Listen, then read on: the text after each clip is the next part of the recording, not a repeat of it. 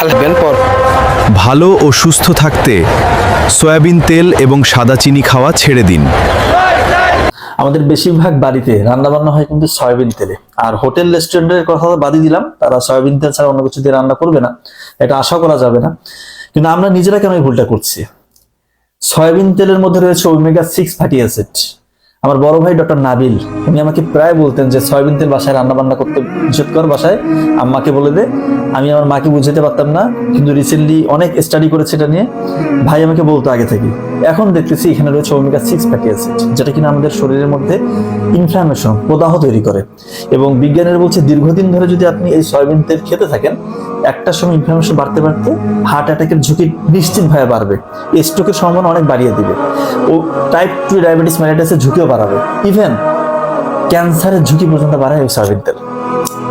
এরপর দেখেন, আমরা প্রতিনিয়ত ছোটবেলা থেকে এখন পর্যন্ত বেশিরভাগ জনই দেখবেন যে আমরা সয়াবিন তেলে রান্নাবান্না খাচ্ছি, এবং অ্যাসিডিটির পরিমাণ এত বাড়ায়। আপনি দেখবেন সয়াবিন তেলটা যখন একটু বেশি দিবে, আপনার হাইপার অ্যাসিডিটি হবে, একদম বেশি মানে এটা বুকের এই জায়গাটাতে জ্বালা পড়া করবে, পেটটা একটু ডিসকমফর্ট মনে হবে, অনেক সমস্যা। এবং এটার মধ্যে রয়েছে ফাইটোএস্ট্রোজেন। এটা কি? এটা ছেলেরা যদি খান, এই সয়াবিন তেল যদি দীর্ঘমেয়াদী খান, ফাইটোএস্ট্রোজেনের পরিমাণ বাড়ার কারণে টেস্টোস্টেরন হরমোন কমে যাবে, একদম ডেফিনেটলি কমবে। যারা এটা বুঝে তারা জানে ফাইটোএস্ট্রোজেন বেড়ে গেলে টেস্টোস্টেরন হরমোন অটোমেটিক কমবে। এবং এটা কিন্তু আমাদের ফ্যাটি লিভারের সম্ভাবনা অনেক বাড়িয়ে দেয়, অর্থাৎ লিভারটা আপনার একটা সময় গিয়ে ঠিকঠাক কাজ করবে না। ইভেন কিডনির উপর একটা বিরূপ প্রভাব পড়ে।